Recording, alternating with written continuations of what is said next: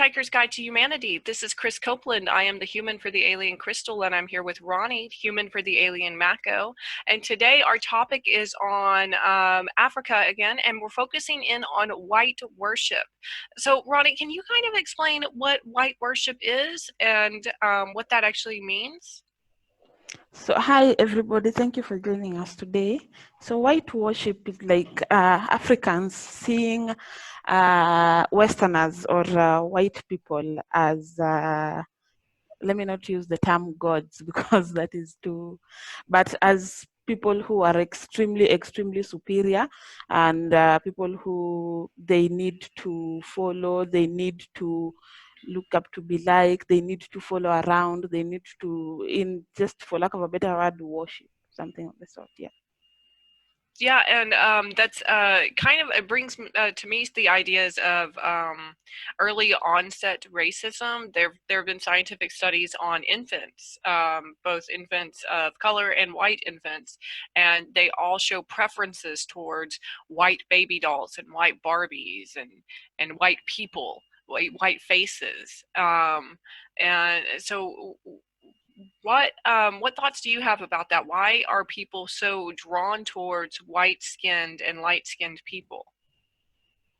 People believe that, especially in Africa.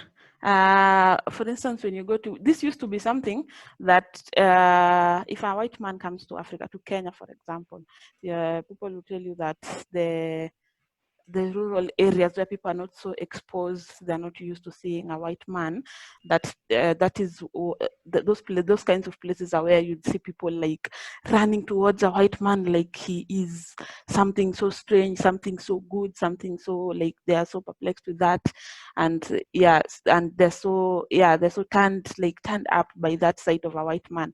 But if you come to, like, just look at it keenly, you find that it is not just the issue of people not being exposed and not being used to seeing a white man around. It is more of like just this mentality of a white man being superior is still so much rooted in Africans and in Kenyans. There's some people who are like extremely exposed, who have been abroad, who have, so they do not they see people as equal. But most Africans who have not yet been abroad, or even people who have been there and have seen life there and have experienced that, have been around white people, people still have that mentality that a white man is better, and being around them is better for them.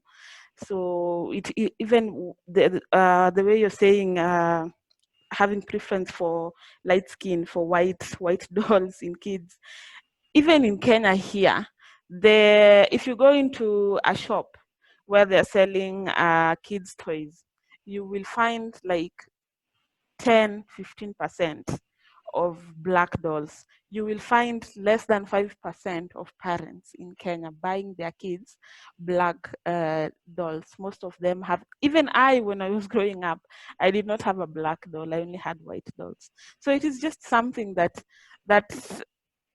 we are exposed to, or children are exposed to when they are very young, starting from not having them accept or appreciate or exposed to their skin, and playing with things that are related to their cultures, and exposing them a lot to the Western things, that they start emulating and wanting such things, and associating the white skin with so much superiority. Yeah, and as you know, I actually I teach a couple of girls in Nairobi. I teach them English online, and we often play games where they get to pick prizes on the computer and things like that. And one thing I did was a build a Barbie doll party for them. And what was interesting is, of course, the games that I have also include multiculturalism. So there were Barbies of different colors, skin colors, and as they started playing the game, I noticed that they would pick the lighter skinned doll. Given two options of a doll, they would pick the lighter skinned doll. And uh, but before they would pick, I would say, "Oh, do you like the doll with the red dress or the doll with the white dress?" And try not to refer to her skin tone, Yeah. and they would respond. And even if the doll was wearing a less attractive dress, one that was less shiny, less sparkly, or whatever, they would still choose the white doll.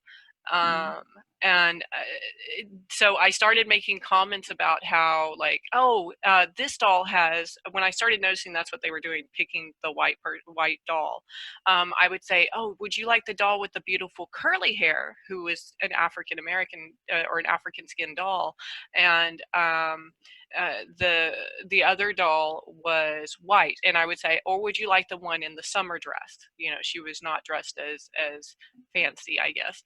And when I phrased it like that, when I said beautiful curly hair, they picked the girl with the beautiful curly hair.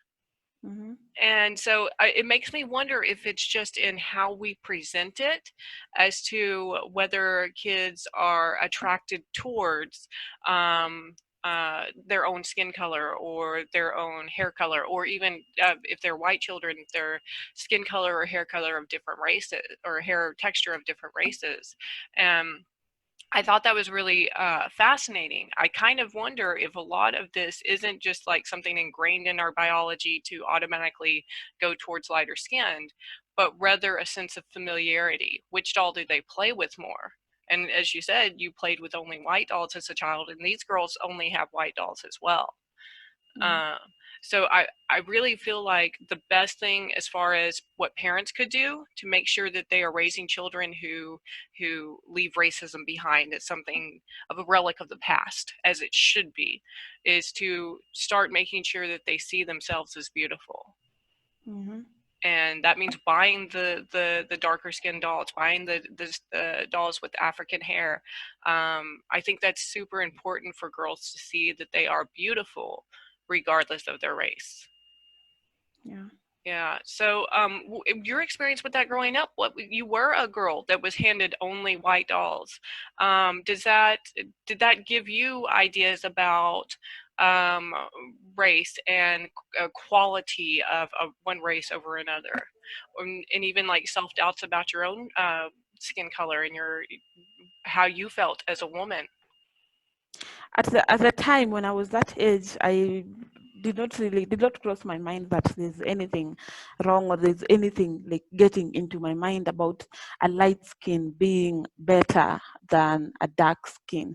But when I was in high school or when I was in primary school, when you'd see people looking at somebody who has like in Kenya, Kamba ladies, the Kamba tribe, and the Kikuyu tribe, the Taita tribes are the light-skinned people in Kenya. So if you see, I'm a little bit. If you compare me to other Kenyans or other Africans, just a little bit light. So when I was growing up and I tell somebody that I'm a Luo, they would be like, "What? But Luos are ugly because they're dark skinned. Luos are so dark skinned, so they're ugly." So I was like, why do people associate having a dark skin with being ugly? Because when you tell, that is what Africans or Kenyans, that is what most Kenyans associate dark skin with. But nowadays there are a lot of campaigns, a lot of people accepting their skin and saying I'm beautiful, I'm beautiful. But if you see, if even if a light-skinned lady, a light-skinned Luo lady posts a photo on Facebook, and you'd see comments like how are you a Luo? Luos are not are so dark skinned. You're so beautiful. Are you really a Luo? Meaning that Luos are so dark skinned that they are ugly by virtue of having a dark skin. So growing up in primary school, the light skinned girls would be like, oh, they're so pretty, they're so beautiful. The dark skinned girls are like not. In high school, the same thing. I had a best friend who was like very, very, very light, and she was a Luo. I went to high school in a region where a boarding school where it was like Luo and completely Luo land. So most 90% of the students were Luos. So you see people like that girl at the time. Her name was Sharon. She was one of the people who were considered extremely beautiful in the school because she was very, very, very light. So it is something that we grow up associating with. When people get older, people who have insecurities, I do not necessarily, I'm not insecure about my looks, but people who have low self-esteem and are insecure, when we grow up thinking like this, so when you get to an age where you're able to make your decisions, you find people bleaching their skins to the Mm. point that they even harm themselves for looking for beauty. And the beauty that they know, what they associate with beauty is the light skin, being like the white man, the light skin. They are not appreciative of their dark pigmentation. So it is something that has really seeped into society totally and totally. It is affecting people as you're growing up. As you're a fully grown woman, you see people using extremely harmful and going to extreme measures to lighten their skins, which is really bad. Yeah, I've watched a few documentaries on this idea of skin lightening and the obsessions that people can get over wanting lighter skin. And in fact, there was even a celebrity called China. I think she was like a rapper or something from America who started promoting in Nigeria. This product that supposedly lightened people's skin. And of course, there is no product that actually lightens your skin. Hopefully, if it does, it's burning it, and that's terrifying. For one thing, it's just completely medically unsafe. And then the other thing is that we should be able to see beauty in all skin tones. I've seen beautiful women that are extremely dark skinned, and I've seen women that are extremely light skinned that are also beautiful. And I feel like we try to make this some kind of competition, and it shouldn't be, because beauty has literally nothing to do with skin color as an aesthetic preference. You know, if you're looking at, you know, comparing like the beauty of a daytime to the beauty of a nighttime, um, the amount of light hitting a certain point doesn't have a whole lot to do with it. It's just the angles and the features, and making sure they're symmetrical. As long as you're born with symmetrical appearance, then you're going to look pretty. That's just how it is. Yeah. Uh, and so I really, it kind of, it's frustrating to me because I know growing up, I actually grew up in a community that was more Black and Hispanic. So there were more people with darker skin tones than me. And I always felt envious because, you know, I'm to the point of being so white that I burn when I go out into the sun very easily, and I could never really like keep a tan unless I was in a tanning booth every day destroying my skin. So it feels like there's this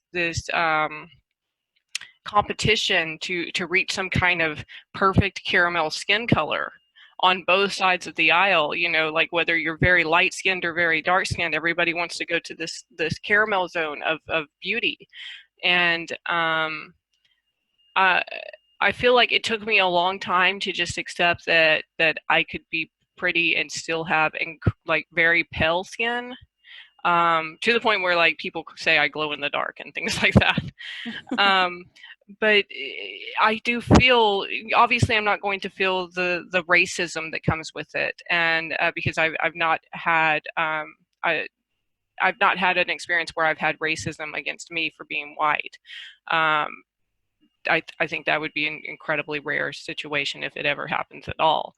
Um, but I do feel for people who want to change the way they look and be a different skin tone, because I've also wanted that myself.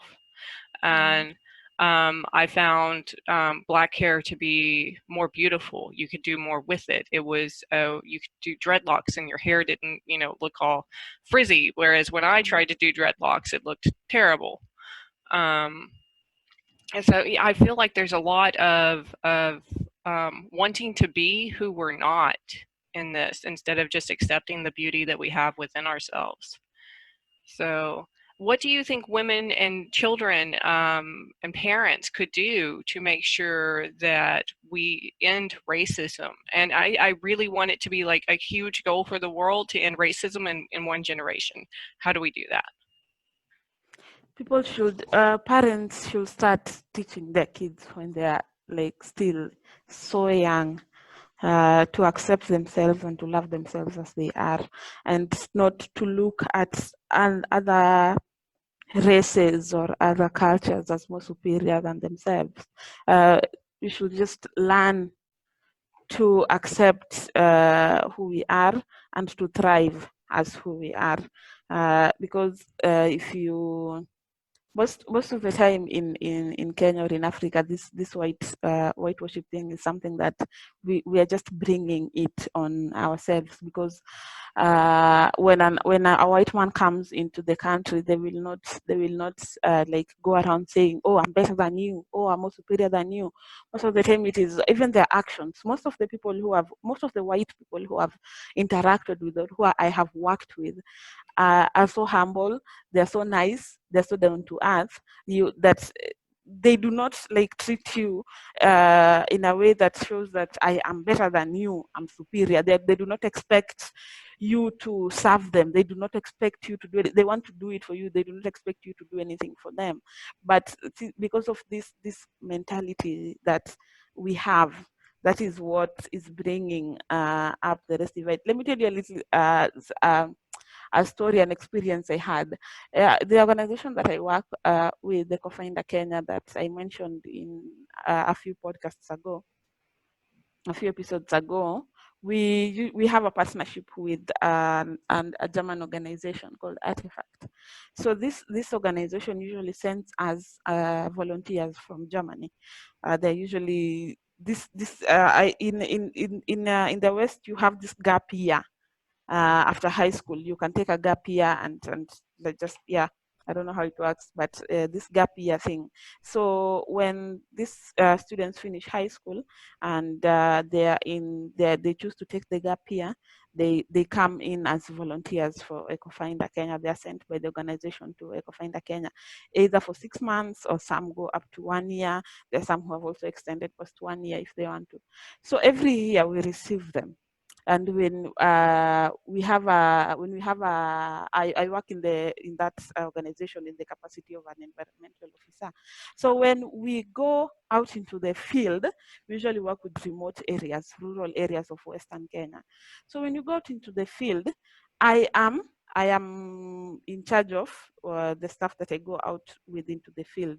I'm their boss, to say, because these are 18-year-olds with no experience. They're just coming in to like see explore more of the roads they want to take in their careers and things like that.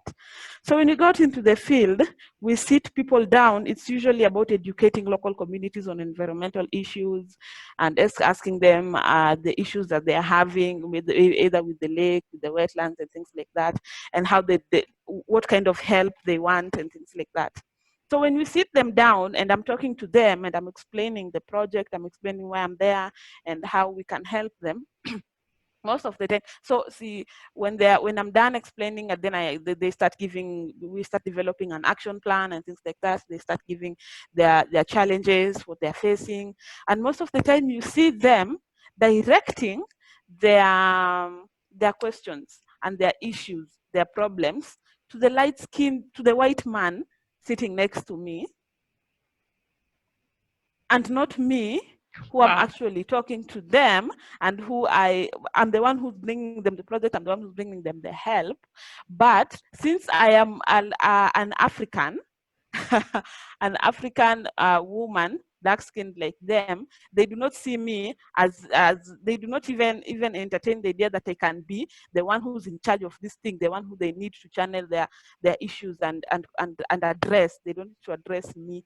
They address the white man seated next to me, not knowing that this white man is actually just a child. Some come to us when they're like 17 years old.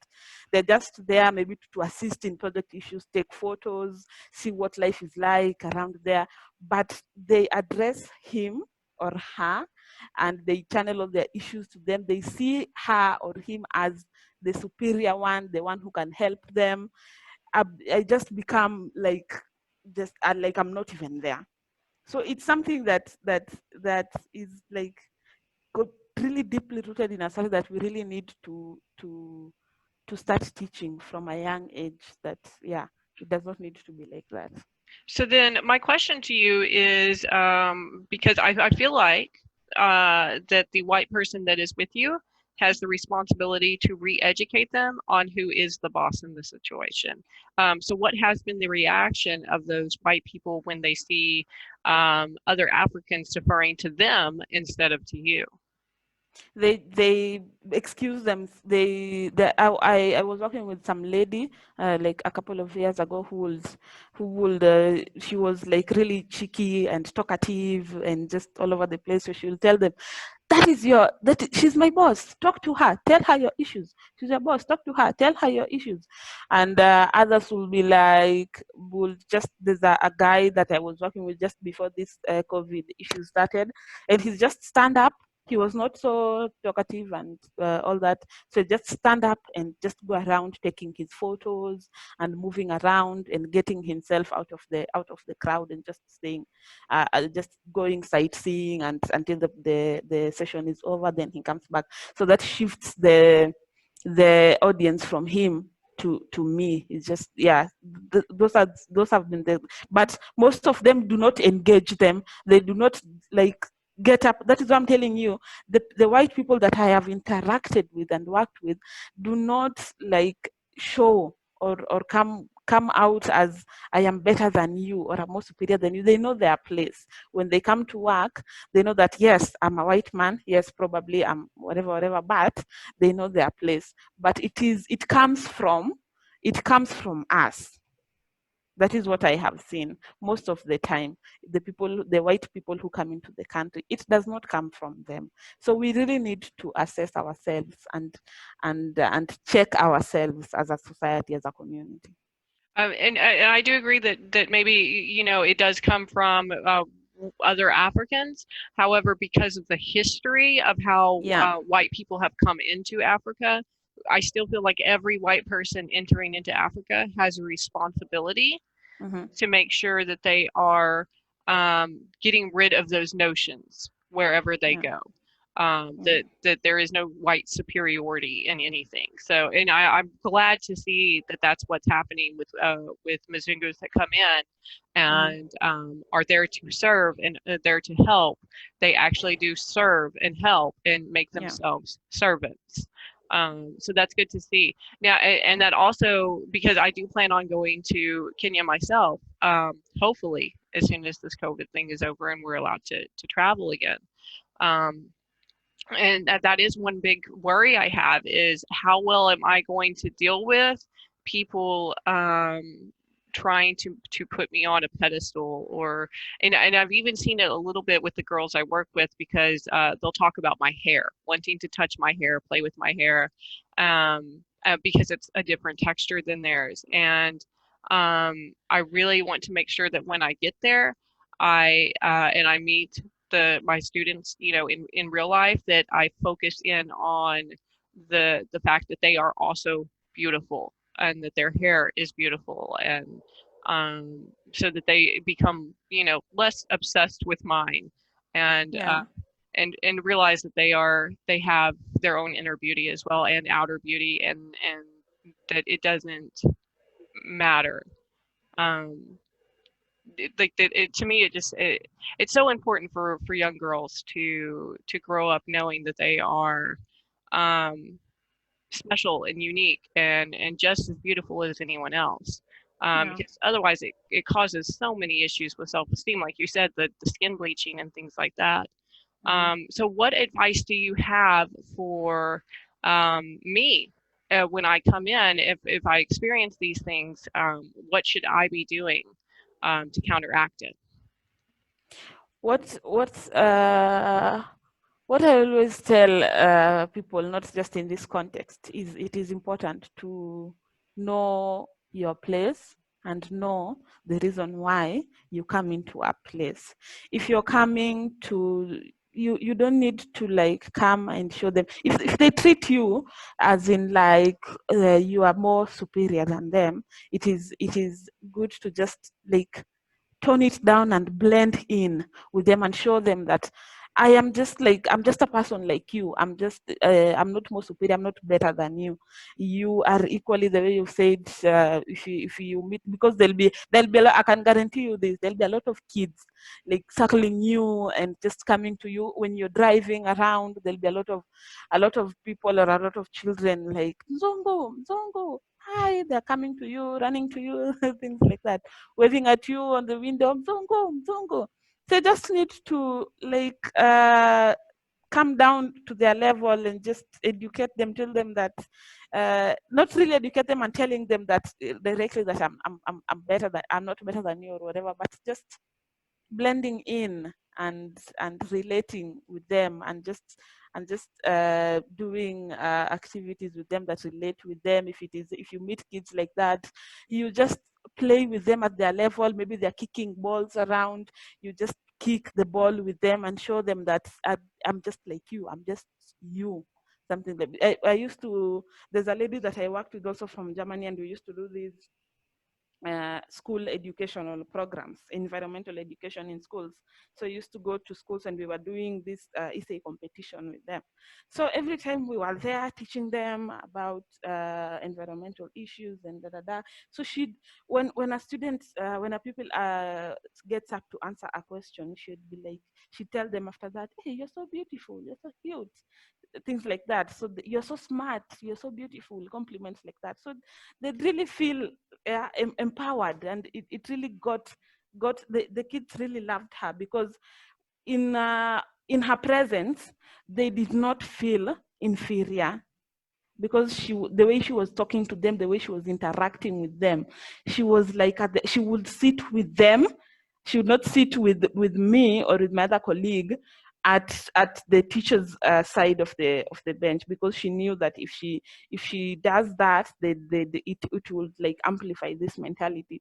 So she'd walk around, or she'd sit with them. She'd go onto one of the desks of the students and ask them to move for her. So she'd sit with them there, talk with them, just interact with them at their level and blend in with them and show them that I'm just a person like you. We're just one. We are one people, we are one person, something of the sort. Yeah, that's awesome. And that's actually what we recommend in classrooms as well as teachers, to make sure that you're playing on the floor with the kids, that you are Yeah. on their level, and so that they can connect with you as a human being, not just as an authority figure. Yeah. So yeah, thank you so much for your advice on that, Ronnie. It has been something that's been weighing on my mind, like how to react to it, and how to do it in a way, because honestly, with me, it would weird me out so much that I would just start developing social anxiety, and I don't want to do something that would come across as rude, just simply because Yeah. my anxiety is kicking up and I might need to like leave the area for a minute, kind of get a breather. But yeah, so that advice is super helpful, because since I already know how to relate to kids in the classroom, when I start realizing that, okay, I can just switch this from a race issue to a children needing to see an adult as an equal, Yeah. as a partner in their education or something like that. So yeah, that's super helpful. Thank you so much for talking to us about this today, Ronnie. When we come back, we'll be discussing thoughts that Africans have on Westerners, which will be fascinating, and I'll try to add in my own thoughts or see, but this is really going to be highlighting Ronnie's experience and what Ronnie has experienced with Westerners, as well as other stories, and also data that support um, the ideas that Africans have developed over the years. So thank you, Ronnie, so much for joining us for this conversation, and we'll be back next time. Bye.